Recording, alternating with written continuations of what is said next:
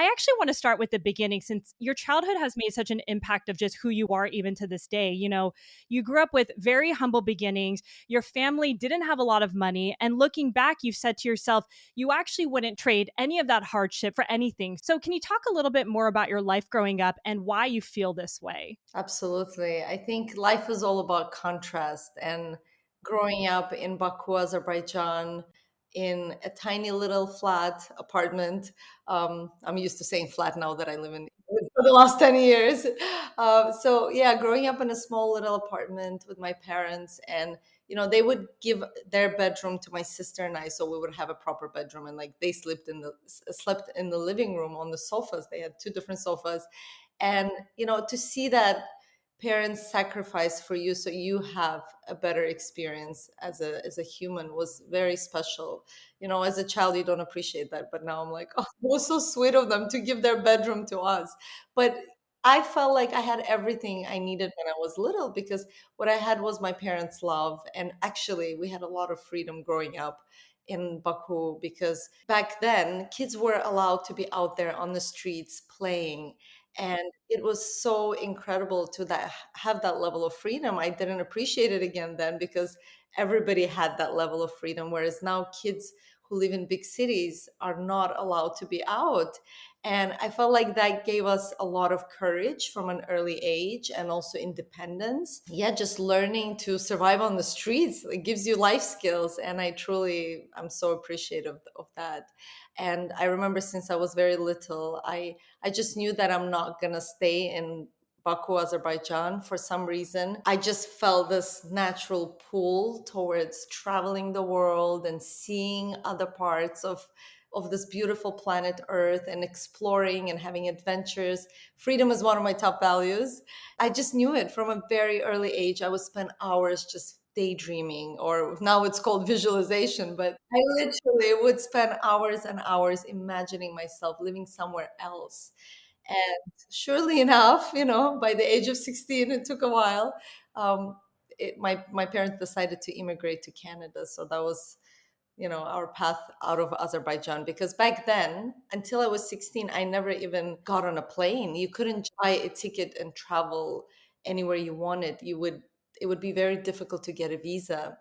And maybe the only two places you could travel would be like Russia or Turkey. Now it's changed. It's much easier to travel. But again, when I was born and raised, there was Azerbaijan was still part of USSR, and it was like the Iron Curtain. You couldn't really get out unless you were maybe an entrepreneur or politician, diplomat, like higher level. So it was an interesting place to definitely grow up, because also, growing up there, you were exposed, like I was exposed to different religions as well. So you also grow up with like this diversity, and again contrast, which I feel like gave me so much depth as a human to observe my surroundings, but also choose for myself ultimately what resonates more with my soul and my journey. No, I love that the freedom component came when you were much younger because we'll get into your story and that's definitely like one of your top values. So I love that it came from an early age. And what I found so interesting is that you mentioned in another interview that, back in the day, at least maybe when you started talking about this, you said your dad would get mad and be like, Mimi, we weren't poor growing up. I mean, relatively speaking, I know in Azerbaijan, you guys were like middle class, but like relative to, right, like US or Canada, it would have been, and I hate to say the word like lower class per se. Yeah, yeah, absolutely. I didn't think I was growing up poor, certainly. Although I think from the age of 8 to 12, my dad was didn't have a job, so he was unemployed for maybe 3 4 years, and our grandfather was supporting our family. So again, I was hyper aware of that, and my mom was just a piano teacher, so she wasn't really making much. So again, money was always tight, but I didn't feel poor. Definitely, we always had food on the table. And most importantly, again, growing up in that culture, you always have your door open. So people would always knock, and our table was always full of guests. Like my parents would always have somebody coming in and going and coming and going. And back then, again, nobody called or texted, like, hey, can I come in? People just came and knocked on your door.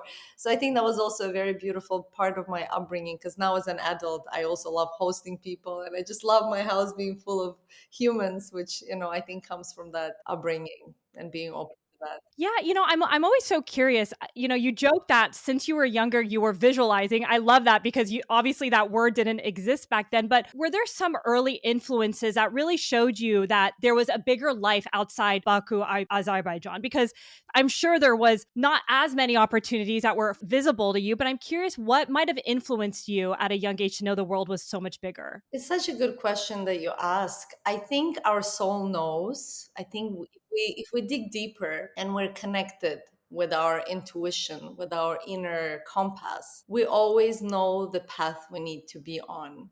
I think most people get disconnected because they get influenced by the culture, education, or their parents, or the whatever environment they're surrounded in.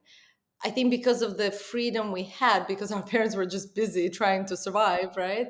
We had that freedom to play and be free, and we didn't have screens. I mean, we had television, but like we didn't have these phones, that were always given to us. I think it was such a blessing to just like be there present with your thoughts and your intuition so you can connect to your soul.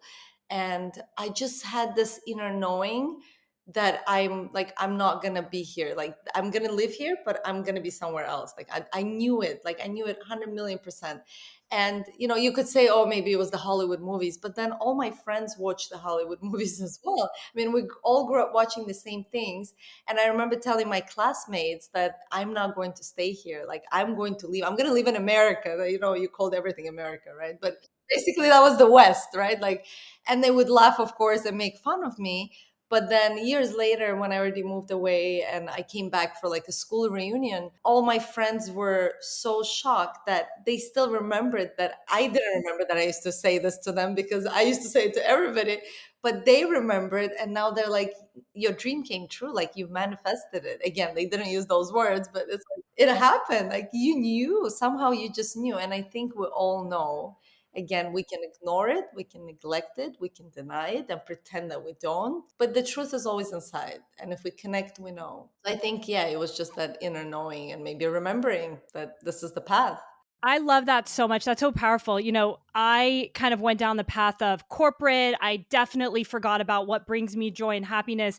And what really helped me when I was trying to figure out the next step into everything I'm doing now, I was like, what brought me joy as a child and just lit me up? And just hearing your experience of how you're essentially living this older version of what you wanted just solidifies like how powerful that exercise can be. Like if you're confused right now listening, like, and you don't even know what brings you joy because you're kind of stuck in the day to day, like take a step back and think when you were younger, like what got you excited, what got you in flow. So it's so beautiful to hear that was in your soul. Cause I think also a different tangent, we kind of look at the outside to bring us joy. But if we take that time to really think within us, there's so many answers that come that way. And I know so much of your life has unfolded from just that practice, which we'll definitely talk about. But I want to kind of go back to, you mentioned you're this dreamer. You moved to Canada when you were 16, which is not young, right? You're a teenager, you're fully aware of everything. And you talk about how that was just like a dream come true, right? So you land in Canada, and I know I'm kind of fast forwarding a little bit, but you got settled with your family and you really took a big part in financially supporting your family at the time. You've always been working. And I'm just curious, being 16, leaving your country, really working hard to support your family, how has that shaped your relationship with money? Oh, it's such a great question. Being an immigrant and seeing your parents literally start from zero. For example, my dad, when we lived in Baku, Azerbaijan, he was working for BP and had eventually got a really nice job and was making really great money, which helped us obviously immigrate to Canada. But moving to Canada, he had to start from nothing. He had to work as a security, person for a building like a condominium. So I knew straight away if I want something, I cannot ask my mom, who had to work as a cleaner at the time, or my dad. So I realized that if I want anything, I need to go and make the money myself. And I think it's a blessing to be in that situation. Of course, in the moment, I was complaining for that little short period before I realized I need to take charge and feel empowered. There's that small gap, right? You can choose to be a victim, or you can choose to take charge of your situation and do something about it. And I just remember feeling so miserable for myself and then thinking, actually, this is not going to solve my problem. I can just sulk in my misery or I can do something about it. And actually, I am old enough, I can go get a job. And I started working as a nanny first, then I got a job at a fast food restaurant.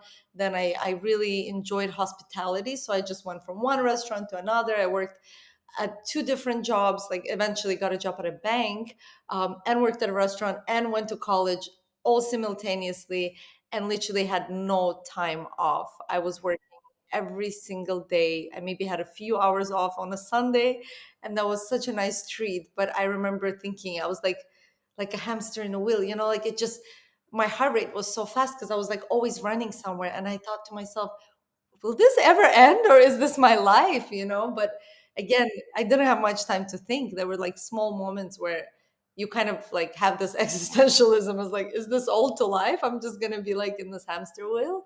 But I knew I had to do it, and I had to do it for quite a few years to be able to support my parents, to be able to eventually buy a house and not just rent an apartment.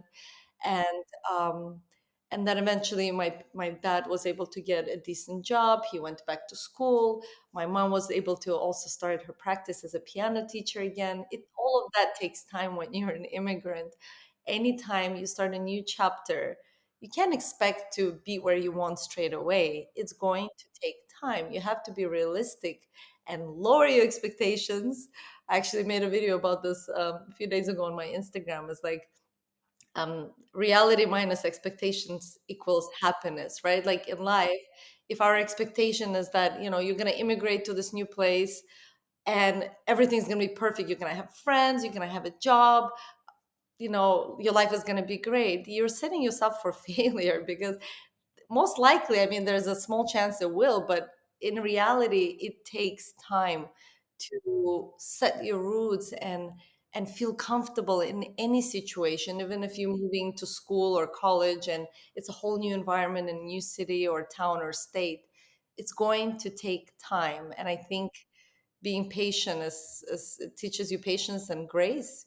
So yeah, those were very tough years of my life, because then by early 20s I was burnt out. Like I literally knew what being burnt out is, but at such an early age. But also it taught me independence and valuing money, understanding that everything has its price, and also realizing that there's many ways to make money. It doesn't have to be this way. Yeah, and I'm curious because there's so many people that are in that hamster wheel of working, rushing. You don't have that time to really think, which you mentioned at that time you didn't even have a second.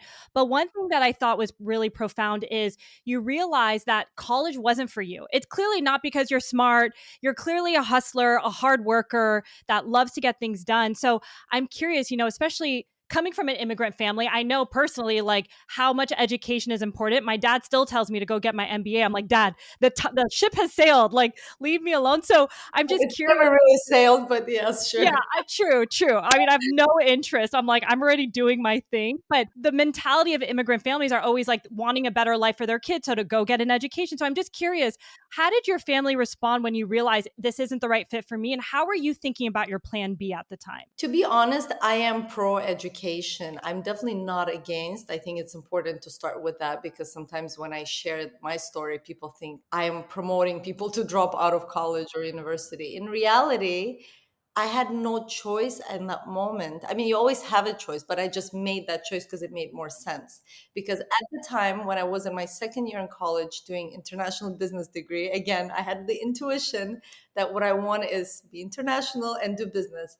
And I loved my program. It was fun. I was making friends, but I also had two jobs, right? So, and a car I had to pay for, and half of the mortgage in the house where I was living with my parents at the time.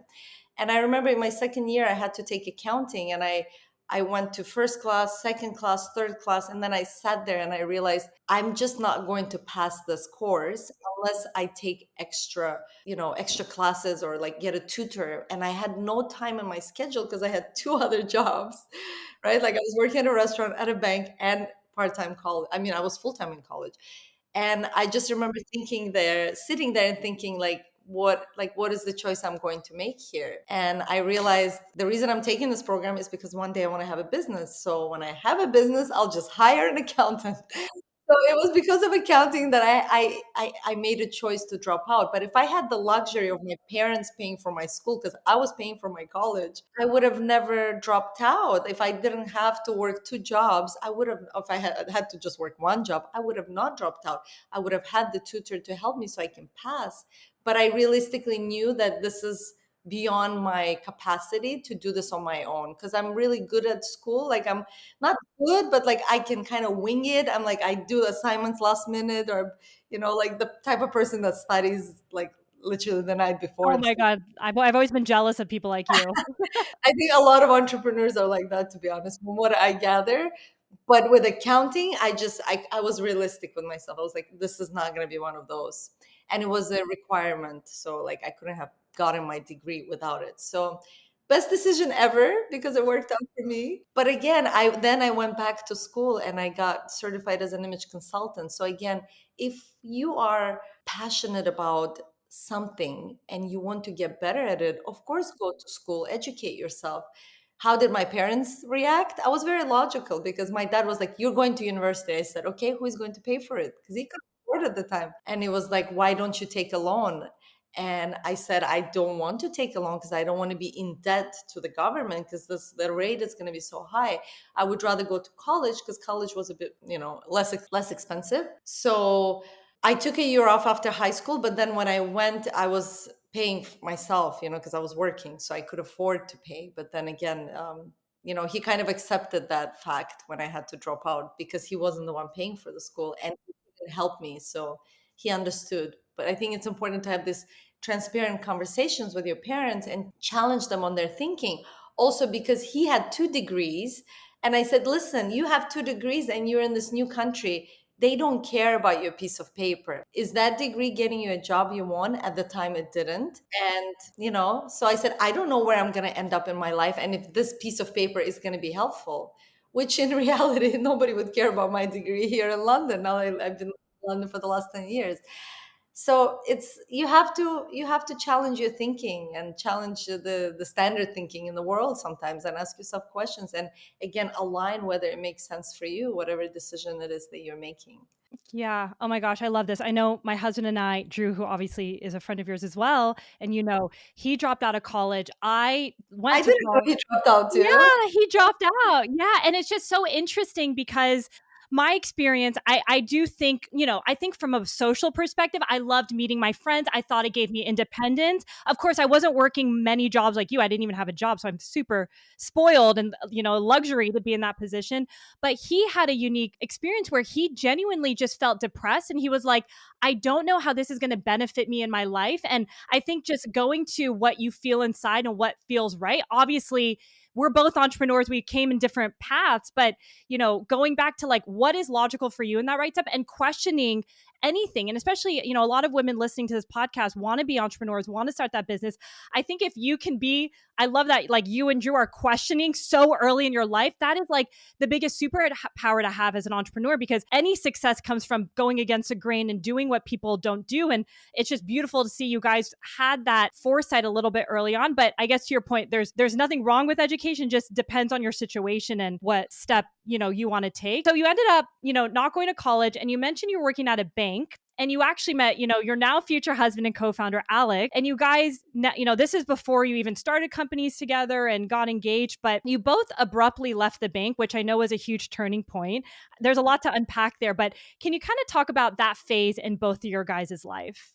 Absolutely. So Alex wanted to be a banker. He wanted to be an investment banker. He had this big dream. I didn't want to work at a bank. I ended up there as a co-op student because I wanted to escape high school. And then they hired me and I really liked my team, so I stayed, but I actually didn't want to do anything with banking. But I did love people because for me I'm an extrovert. I love serving people. I love being around people and helping people. So it satisfied that desire of mine, so I stayed for quite a few years. And serendipitously, that's where I met Alex maybe 3 4 years after I was already working there. And then eventually what happened to Alex is that he had a side hustle. He was selling cars. He was buying cars in US and transporting them to Russia, and he was using his work email. Oh my god, And in corporate, they track everything. If you work in corporate, they're tracking your emails and phone calls. 100%. Yeah. And one day, corporate security showed up, and they had like a big stack of papers, which were like his emails and everything. Because he wasn't doing anything illegal, but he was using his work time because he was over exceeding his, all his targets, and he had the extra time. So, of course, instead of asking him, how can we utilize your talents? They just let him go, and they said, what you're doing is not right. And pack your stuff in this little box and off you go. And the moment he left, I quit because I didn't want to be there anyways. I was already on my way out mentally. I remember always like being there and staying there more out of comfort. And because, of course, money was good, I had good friends. But I remember after every meeting, I would go to the bathroom and look in the mirror and be like, is this what I'm meant to do in life? Like sell credit cards to people? This just doesn't feel right at all. And like literally, I had so many existential like panic attacks in a way while working at the bank, although I had great moments as well. So this was closer to the end of my time there. So I just knew that it was time to leave as well. And then when Alex and I left the bank, what happened is we came across this really incredible book called The 4 Hour Work Week by Timothy Ferris. And I'm so grateful he wrote that book because it inspired, of course, a generation of lifestyle entrepreneurs like Alex and I. And as you already know, freedom has always been my top value. And the book really resonated with the fact that you can have a business and you can have freedom and you can do it from anywhere in the world. And I believe Alex and I, when we first met, we really connected A, on our values as human beings, but also B, on the fact that we had this vision where we wanted to have something of our own that would allow us the freedom to travel the world and be anywhere we want. For us, it wasn't about making millions of dollars, but it was about having that freedom, the luxury of, again, choosing where you want to be any time of your day, right? Like having that flexibility. Because I remember even when I was working at a bank and people would come in and like at 2 p.m., I would think, how come they're not at work? Like, what are they doing? Because like you feel like a prisoner in a way, right? Like you are stuck there, you're clocking in, you're clocking out, and then people come in at 11, at 12, at 1. And what do they do? How can they have a flexibility to even go at a bank at this time when I have to work? So again, having that awareness that life doesn't have to be black and white. You can choose your own path and you can do what makes you happy, that gives you the flexibility that you want. And then, yeah, eventually what happened is Alex proposed to me while we were kind of soul searching and broke. And I remember thinking, he's crazy. Like, we have no money. How are we going to do it? But I said yes. And then as we were reading the 4 Hour Work Week, we were looking for that muse of like, what is it going to be, this business that we're going to start? So just thinking about it in the back of our heads. And then I bought clip and hair extensions to wear at our wedding. And I remember coming home and putting it in my hair, and it just looked so fake. It didn't look good at all. And I was complaining to my sister, who happened to be in the room, and Alex was in the room, kind of like thinking about the next business idea. And then he heard this term clip and hair extensions, and he said, what is that? I've never heard of it. And there was a laptop in the room. So I went on YouTube and showed him quickly the videos of girls before and after without extensions and then with the extensions. And it's such a transformational product that he was just amazed. He's like, this is so incredible. Why don't we do it? And we just looked at him like he's crazy. Like, what do we know about hair extensions? Because all of us were desperate in the room. I wasn't working. My sister just quit her job. Alex was obviously fired from the bank. We looked at each other and we said, okay, let's give it a try. We don't know anything, but we can learn things. And that's how Luxy Hair was born. Literally from the idea to the actual launch of the business was maybe 2, 3 months. Like, I think we thought of it in February and then we launched like end of April, May. And that's when we got married because I needed the extensions for the wedding. So like it was crunch time. It was kind of like the summit that we pulled off, right? I think we work really good under pressure. So the funniest thing though, when we're looking for a supplier to work with, when you're creating any product, you need to first be happy with your product. And I remember we reached out to 10 different suppliers for these hair extensions because we wanted to make them thick and obviously natural. We were only working with real hair and beautiful, and so they look really good because the pair that I bought looked really thin and it just didn't blend with the hair. And that was the issue, the problem that we saw. Either you would go to a salon and spend thousands of dollars and then you would get really nice natural looking hair extensions, or whatever you would get in an like this beauty store would be still quite expensive, that you still like spend maybe $200, but it wouldn't look real. It wouldn't be thick enough for most girls who have medium to thick hair. And we created the solution, which was an affordable set of hair extensions that is thick. So basically we cut the middleman because we didn't go into retail, we just sold online.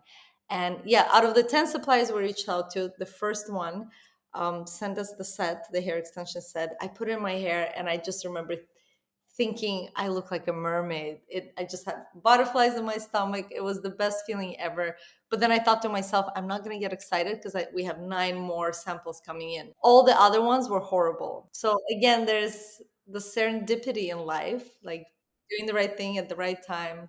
But also there's a little bit of magic that exists, that sometimes you're helped by universe because it's meant to be. So yeah, that so we ended up launching and working with that supplier for the first, I think, 5 years of our business. Eventually we changed a lot of things, and we would try to be as sustainable and traceable and all these things, because obviously as we evolved as humans, we evolved every area of the business to be more sustainable and traceable and in anywhere clear, because it's a very gray business. It's very hard to track hair in general. It was interesting. So then we ended up selling that we had it for 8 years, and then we sold it probably 4 or 5 years ago now. And yeah, that was the journey of Luxy Hair. The business grew like crazy. In the first year, we made our first million, and it was, for us, was like flying to the moon, because we just wanted to make like a few grand so we can travel to Bali and have the freedom and work a few hours a week. We did manage to actually have the 4-hour work week. We really didn't work a lot, and we traveled to some of our first trips were south of France, Costa Rica, California. We would travel and work. We called it workation. And it was amazing, but also it actually didn't work for me. I was very much depressed almost straight away because I realized that money doesn't make me happy. And it was a very tough realization to have, obviously, because when you don't come from money, you're always conditioned by, I don't know, magazines, media, movies, that when you have money, life will be perfect and everything will be perfect. And in reality, that's not the case. Money is wonderful. It can, of course, buy you certain luxuries in life, but it definitely is not what makes people happy. And you can look at the wealthiest people in life to see the evidence of that. And it was a very hard lesson, but also those first 2 years of the business, when the business was growing and we could literally afford anything, I just remember kind of like reassessing my whole set of values, and also asking myself, what is the point of life? Why am I here? What is my purpose? Which were such important questions to ask. Of course, in the moment, I was very lost and it was very dark, and I was so depressed and anxious. At one point, I was so depressed I couldn't even fly anymore. I couldn't go in the lift. I was even very anxious to go into like a high rise building or anywhere where there were a lot of people. And remember, I'm an extrovert, so I love all these things. But it really hindered my life to the point where I would say I really saved myself by eventually going to, I mean, I tried different things, Reiki, talking to therapists, but nothing really worked. And in the end, going to Vipassana meditation, really, I would say it's like a silent meditation retreat where you go and like sit with yourself for 10 days. Really, I would say saved my life, because it helped me to unpack a lot of trauma that I guess was causing this awakening in a way. you know yeah, it's a journey. I mean, being a human is so complex, and I think everything happens for a reason. The dark moments give you the contrast. When you have the lighter moments, you appreciate them so much more. But of course, it's very difficult when you're going through them. But to anyone listening who is going through a darker patch, just know that this too shall pass. That's one of my favorite sayings. And of course, it's difficult. Trust me, I know we've all been through hard moments, heartbreak, I don't know, depression, or being unemployed. I think as long as you know that there's a light at the end of the tunnel, you'll get there. And that's the most important thing to focus on. Yeah, I mean it's so interesting because to really understand that yes, money is important but it doesn't bring happiness so early in your life is profound. I mean, I ended up going down that investment banking route and at age 25 I kept getting promoted, making more money. I was like, but this isn't it's actually not changing anything and we're born to be raised to be like money equals happiness and when you first get that realization, which is the biggest gift we could get at such a young, age in our 20s, it really puts things in perspective. And I also remember questioning like what's the point of this? I killed myself to get this job. I'm living in New York. What, like, I did it, but I'm so unhappy. Like, what is life? And I could imagine what kind of questions came from you, especially that level of success so quickly. I mean, to hit 1 million in the first year, that's very, very rare. Like, that's a big deal. So there's a lot I actually want to unpack here. And one of them is, so you were saying how important Vipassana was for you. And also, I know you talked about in another interview this book called Body Keeps Score. Can you kind of share more about that? Because you mentioned it kind of that period in your life really brought up different trauma that you have experienced in the past. So I'm just kind of curious the impact of that book and how it really helped you unpack what you were feeling and going through. Absolutely. I think that book was really incremental on my journey because what happened is that my life was perfect essentially, right? I was 24, I just got married. I had a successful business. I was getting famous as well, right? Like that's another element that you would think will bring you joy. There were all these great things. I could afford to go anywhere, buy anything, and yet I didn't want any of it. Like I was super depressed, right? So then you ask yourself, why is this happening, right? So then, as I was asking myself, why am I experiencing these things? Eventually, I would say maybe 2 years into the journey, this was after Vipassana, I came across this book that I recommend for anyone because we all have some level of trauma. Most of it comes from childhood or early years, and a lot of it we don't remember because 0 to 6 those memories are stored in the body but not I mean they are stored in our memory but not consciously. And what the author of the book does, it like goes through many different stories, and as you listen to them sometimes certain things will click because they'll be so similar to your own experience. And one of the most profound things that I learned in that book is that your body starts releasing trauma when you feel safe. And that was really profound realization to me because when I got married and I was with a person who I felt very safe with, that is when I started unpacking my trauma. It didn't make sense at the time because I'm like, everything is perfect. Why is this happening? Oh, this is why it's happening. And even now, being a parent, I have this book on Montessori education because, like, that I love that philosophy of raising kids with freedom. And one of the first chapters says that when a child has a tantrum with you or around you, you should actually feel quite privileged because a child will only have a tantrum around an adult that he feels safe with. And that really helped me. When Alexa was small and she would have a meltdown or a tantrum, I'd be like, there's a reason why she's doing it with me now, and let's say not in the nursery. So something must happen at school or in the nursery where she held on to it. And now that she feels safe, she's releasing. So we have to stay calm and let them release and love them, right? So that was happening to me, although I wasn't a child anymore, right? So we all have these traumas from childhood that was not they were not released. And when you do feel eventually safe, it's a good thing that they're coming out. Now many people will then attach to that experience and think that something is wrong with them. We get to tell the story of our experience, right? And the story can be anything. That's the most beautiful thing.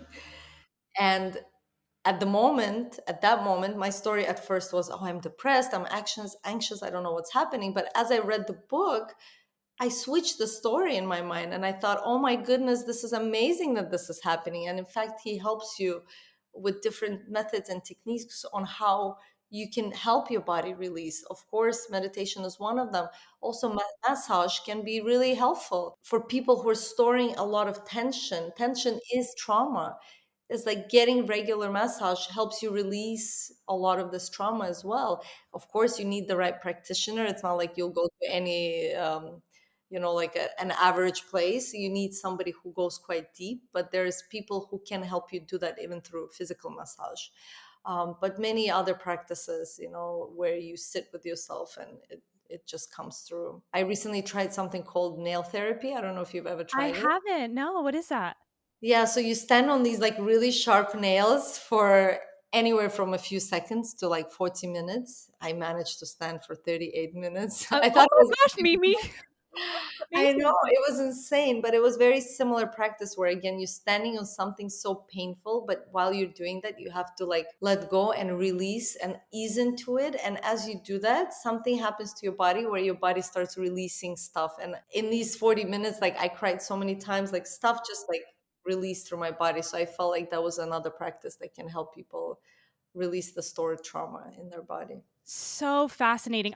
This book has come across, I've heard it. So now after talking to you, I'm very motivated to read it because I do feel like you said, you might not have the memories from 0 to 6. And I've seen different therapists and or belief coaches. I'm always looking for self-growth in whatever avenue. And they always ask me questions about my childhood. And I'm like, I don't remember. Like, I think I had, yeah, my parents got divorced, but they did a good job co-parenting and I'm digging, but I don't really How consciously old were know. you when that happened? They got divorced when I was in, 3rd grade. So So, like how old are 9. you? 9. Yeah. So but I'm sure I was impacted. I mean, for many reasons, but I'm very curious to read this book because I definitely feel like I do have tension within my body now that I'm so connected. And I actually did, energy work. It's kind of a newer thing I'm testing. And, everybody there's different modalities, but it's always interesting to hear, if you can either believe in it or not. It's more so how you react to what they say. And one common theme they both said was you have ancestral like trauma in your body. So it's like, oh my gosh, it's actually like both of them were like, it's not you, it's your grandparents, it's your further generations of women specifically, which is just interesting because now I'm doing this podcast about women, my business about women. So it's just wild how that can be stored in your body when you don't know. And yeah, even one of them was like, your mom, did she flee her country when she was 16? She like left Iran before the revolution. And I was like, oh my God, how do you see that in my body? Like, it was wild. It was pretty, Must be genetical, right? Like that's yeah, it's passed on with the the genes. And genes. yes, sometimes we have to do, not sometimes, I think all times, the work we do is clearing the ancestral trauma. It's not just us. So it's almost like we go in the past and it's fascinating work, right? It's deep. Yeah. It's really deep. By clearing the past, we are clearing the future as well, which is so beautiful for the future generations. Exactly. Ugh, I have goosebumps with you saying that. I actually want to circle back to one thing you said very early in your Luxy Hair journey, because there's a lot of women listening who want to start businesses but don't really have ideas. And you said something that I thought was really powerful around serendipity. And I know so much of seeing opportunities that comes to you is like creating that space. And I know, you and Alex were unemployed for about a year and a half. I believe you were also living with his mom. Is that like during a certain period? Yeah, and in another interview, I believe you said like, you guys were unemployed, you were living with his mom, and you were really trying to manifest like what you wanted in life and really feeling it as if it's in the present. So, can you kind of walk us through those exercises because fast forwarding today, what you were manifesting truly is what has happened. So, I would love to hear about that phase in your life. Absolutely. And beyond, to be honest, my wildest dreams. I remember talking to a therapist a few years ago. I don't really do therapy, but I was like, okay, I'll try like a session. And when she made me do this questionnaire on the in that questionnaire was like, how would you rate based on your expectations, how would you rate your life from 0 to 10? And I was like, I don't know, 12. Like my life is well beyond my wildest dreams. So now going back to your question, one of the most powerful tools we used early on in our journey, and it was inspired by Tony Robbins. I don't know if you're familiar with his work, but he had this thing called Hour of Power, and it was part of this program called Get the Edge, which I still highly recommend. I think it's incredible. It's like an intense 10-day program where you go through different exercises to figure out what you want from life and how you can get there. Anyways, on day one, he walks through this exercise called the Power Hour. And one of the first things you do when you wake up is basically you're supposed to go on a walk, and it's called the Gratefulness Walk. And again, this is, gosh, must have been like more than 13 years ago, right? So even more, it must have been more like maybe 15 years ago. So again, gratitude is a big thing now, but back then it wasn't. And, here we are following his advice and going on this gratitude walk. And he would make you say things that you're grateful for first that you do have. So you could maybe start with your body. I'm grateful for my eyesight, that I can hear, that I can walk. Then maybe your partner or your family, like things that you do have in your life already. And then the last portion of that walk was always saying gratitude for things you would love to have in your life that you don't yet have, but in a present tense. That is truly the key, because again, I like the word manifestation, so I'm going to use it, but some people have like a negative connotation to it. I think the key to manifesting is, as you say things that you want to have in your reality, you have to talk about them as if they're already in your reality. Because if you always say will, want, it's almost like there's a gap between you and what you want to have. There's a lack, and you need to be in abundance in order to have that in your reality. Does that make sense? So for that reason, I think it was the most powerful exercise that we used to do. And every day would walk and like would end with that, where Alex would say something like, "Oh, Richard Branson is my friend," or like, "I'm on Necker Island," and like we have all these friends who are entrepreneurs, and we have a multi-million dollar business. Of course, at that point, we maybe were just thinking about starting Luxy Hair, right? Like there was literally nothing yet. And then I always tell this funny story where my dad would call me and ask me like, "Hey, how was your morning? What are you doing?" And we just got married, right? So, and we're living with his mom. And I'm like, "Yeah, we're on this gratitude walk, just saying all these things we're grateful for." And then there would be like a long pause. And then my dad would say, "You really need to get a job. I don't know what you guys are doing, but like, this is some crazy stuff."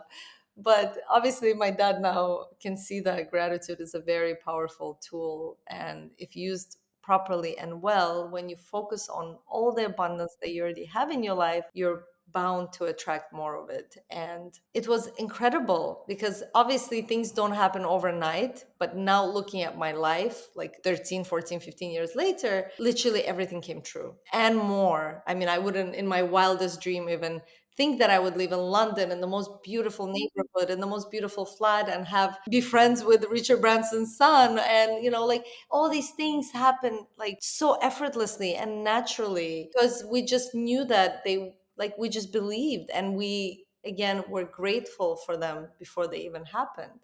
So yeah, I mean, it's truly been an incredible journey. And I again recommend for anyone, even if you cannot commit to doing the gratitude walk for an hour every morning, because that is a huge commitment. And also it's not something we did for many years. We would do it maybe for a month, and then we would like get to work.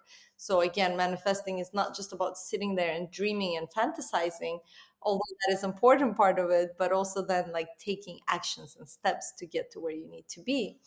And ultimately also believing that you can get there. Without that belief, with the faith, how are you going to get there? So yeah. So beautiful. And, it might look effortless now, but what I really appreciate about your journey is, like you said, you believed, you put in the work, but also time, right? It's like we're talking about 15 years. So people, sometimes I think a lot of our society is all very impatient. Like, I want to start a business. I want it to hit this number. I want to find the right partner. And it's like, you got to, like you said, like think abundantly, believe in yourself and put in the work and give yourself that time and grace, because that's when your life will kind of unfold. So it's really cool now to look back and see everything that has really come true in your life and even more. It's very, very inspiring.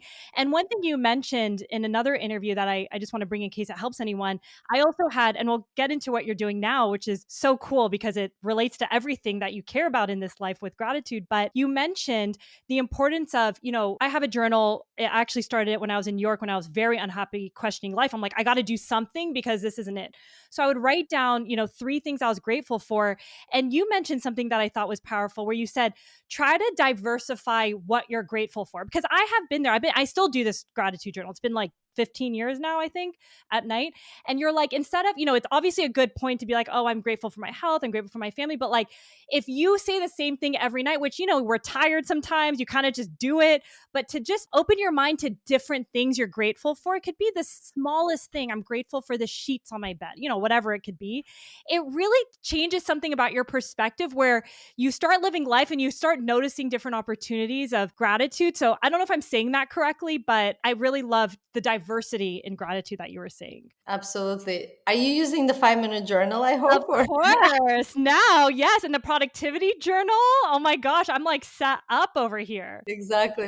Just to give the listeners a bit of the story. So in the end, we ended up selling Luxy Hair, and we started this other business called Intelligent Change. And our first product was the 5-minute journal. And again, it was part of it was that practice and knowing that gratitude works, but actually creating a tool that can be simple for an average person to be able to use it in 5 minutes a day. Because again, most people in the world will not have an hour or even 30 minutes or even 10 minutes to go for a walk and talk about what they're grateful for. So we simplified that process, and also we put other methods from other research on happiness, on how can we create this little tool that people can use in 5 minutes a day to make themselves happier. And again, it took off so beautifully and effortlessly. One of the first, I would say, supporters of the 5-minute journal was actually, funny enough, Tim Ferriss, because when we first launched, he was in Toronto, and at the time we were still living there, and he was there at an event, and we gifted him the journal. And he was going through a very challenging time in his life, and he really loved the journal, and he started using it, and then he mentioned it on his podcast numerous times, and he featured it on in his book Tools of Titans. He featured it so many times in videos and interviews.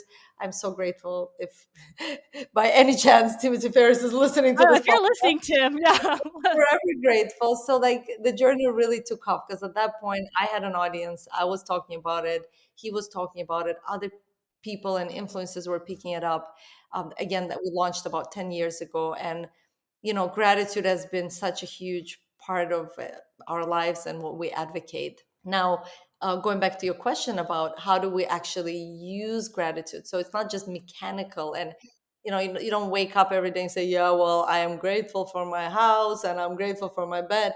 It has to be genuine for it to work. It's not just about doing it, but connecting to that feeling, because life is all about feeling and being present with the emotions that we're experiencing. And ideally, you want to evoke positive emotions as you're asking yourself genuinely in the morning as you wake up, what am I grateful for this morning? And challenging your mind to at least think of one thing that is different. Okay, maybe you do love something in your life. For me, for example, if I had a good night's sleep, that's going on my in my journal, because especially as a parent, I mean, she's been sleeping well for years now, but especially in the early years, they wake up, sometimes they're teething, sometimes they have a cold. There's all these wake ups all the time. So getting 6 7 uninterrupted hours of sleep has been such a blessing, and it would always go in my journal. And then you look around and you think, what else can I see in my life that's good that I haven't paid attention to?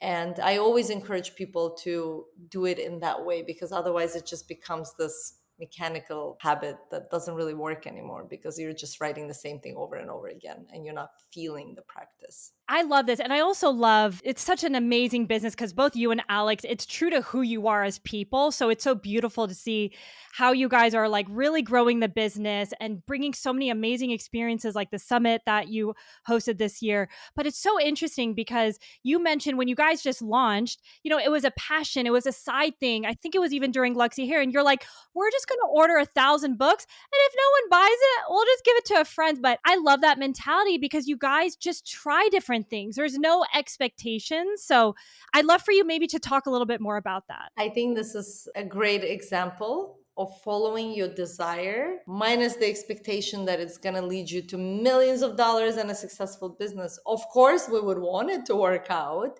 That was the intention. It's really important to have intentions.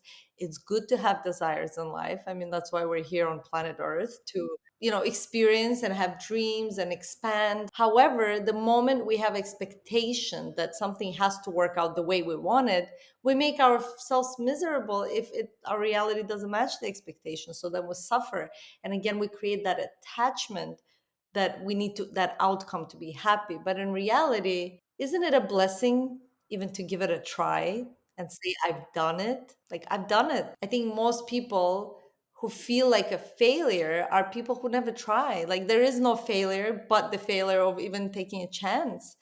It's like it would be sad to get to the end of your life and look back and say, well, I love that person and I never told that person that I love them because I was scared, or I wanted to start that business, but I was scared, or I have a beautiful voice, but I'm scared to sing and let people, like, show people my talents, right? Like we all have hidden talents and dreams, and playing small, what a sad path to lead. And yet so many of us are still scared to fully step into our power and courage. And I can say this honestly, I feel like I'm only starting out myself. Yes, I've done many great things, but I know my, again, that intuition, that I know the potential. I've only scratched the surface, to be honest. But of course there's fear, right? Like we all experience it. And I continuously encourage myself to open up and believe that I can get wherever it is that I want to go, right? So I think it's, yeah, it's not something that we can do again overnight, but it's to continuously have faith and that vision of where we're going. It's so, I know we're coming up here on time, but it's so amazing. And I know in this podcast, we probably could talk for hours about your journey, but we only talked about the successes, right? And there's so many other quote unquote failures. I don't love that word, but different projects that you've tried that might have not worked. Maybe just for our audience, because they look at you, they're like, Mimi, you've always been successful. You have all these amazing products, but it's like you've actually done many things that didn't work out. And I don't think we talk about that enough. So maybe you could highlight a few things that might be interesting for our listeners. I'm a huge advocate for sustainability. And for many years, I've tried to get into the fashion industry and create something that I personally would want to wear that is sustainable. And literally, I've tried many different projects. One of them was creating these beautiful ballerina flats that were supposed to be made of this biodegradable leather. I mean, not leather, it was like a bioplastic basically. But then, as I did more research, I realized, well, bioplastic is actually really not that good because oftentimes it can't even be recycled. So, and then the shoe was supposed to cost, the actual cost of making it was supposed to be, I don't know, 30 to 50 euros, because we were making it at this most beautiful factory where they were making like Chanel ballerinas and Chloe and all these other high-end designers. And then when the shoe was actually ready and we were happy with it, like they raised the price to like 100 euros. So that totally changes the whole model of the business. So not only the fabric didn't work, then it was just, yeah, that was just one of the projects. And we spent a lot of money traveling, seeing all these factories, working with people. Probably was a year in the making, and then I got my beautiful ballerinas, but then I wasn't happy with the material or the price that I was given, so I never launched it. At another time, I wanted to do scarves, and like I looked at different fabrics like silk and cashmere, but again, something went wrong. I wasn't happy with the factory. And yeah, there were so many different projects like these that like never saw, like nobody knows about them because they never saw the light of day, because it wasn't up to my standards. I think ultimately when you're creating anything, you have to love your product or service. You have to be your own customer. You have to want to buy from yourself, because if you genuinely love what you're creating, it's going to be so easy to sell. I never feel like I'm selling my products, because I'm just telling everybody how much I love what I do and how they have helped me. And that is so genuine and authentic that people instantly want to be part of that. They want to know what it is, they want to get them and use them as well. So I think that is truly the key to success. When you're choosing what to do, ask yourself, what is it that is a problem in your life? What solution are you looking for that doesn't exist yet in the world? It could be, again, a product or service, and then go and create it in the way that feels authentic to you. I think sustainability, but genuine sustainability, is obviously a huge movement where the whole world has to go now. There's so much plastic in the world. There's so much pollution right now. We can all argue about climate change, but we cannot argue about pollution. Pollution is real, and it's really horrific at the moment. Our planet has never been so dirty and polluted. So I think in any industry that you're thinking to create a product or a service, think how you can incorporate that element of genuine sustainability, not just using it as a marketing tool, but actually doing it. And that is going to create such a powerful tool for you to market your business in a genuine way, because so many people are now resonating with this message and are becoming aware and want to support businesses who do well. And I think as humans, we cannot wait for the governments to take action, because they're too slow. There's just too much red tape, too many processes, too many people that need to agree on things. We as businesses have so much power to change the world in a positive way because we create a lot of waste. So if we change even a small thing, like let's say in our business at Intelligent Change, we do not use any plastic whatsoever. And again, you would think, oh, well, obviously it's journals, they're made out of paper. By the way, we only use 100% recycled paper only for all of our products. But even in the journals, there is a stitching that binds the journal. And what is that stitching made out of? Usually it's polyester. So even taking out that stitching, which we did a few years ago, saves tons of plastic. So we replaced it with cotton, which is compostable at the end of the life cycle of the journal or the book, or the bookmarks across the industry of publishing. They're all polyester. So again, one bookmark, yes, but imagine we have billions of them in all the books and all the journals. And again, this is something we replaced in our business and switched it to cotton, and now you have good consciousness, and again you can talk about it openly, and then people want to support you rather than support some other average Joe, or Jane, um, journal company or whatnot, right? So there's lots of people who will copy your business, or there's other competition you could call. But if you do things in an authentic way, with in a wholesome way, people will want to support your business or service. So beautiful, Mimi. No, it's so true. And just going to your point of like solving your own problem, being really genuine and excited about what you're building, people see it. And also, business is tough and you need that motivation and a bigger why, or else you're just going to be out of the game. So I think what you mentioned just shows a lot of how you guys have had such sustained success over the year. And I know people are going to leave so inspired. We'll for sure put all the details in the show notes about where they can find your journal, which I love so much. And it's so beautiful. And we gift it always to so many of our friends. But it was such a joy having you, Mimi. Thank you. Thank you so much for being with us today. I really appreciate your time, your presence, and inviting me on your show. I had a lot of fun. And for anybody listening, I just want to leave you with, I guess a small new habit that you can do. You don't need to get a 5-minute journal. You can just start journaling in any notebook or find a piece of paper, use the back, the front. And, every morning when you wake up, just write down 3 things that you're grateful for. And at the end of the day, look at your day and ask yourself, what were 3 good things that happened today? Every day there's something good that happens. Make sure you pay attention, because the more you pay attention, the more good you're going to see. So just start with that. And of course, if you do want to get the 5-minute journal, you can find it on our website at intelligentchange.com. So thank you all for listening. And again, thanks for having me here.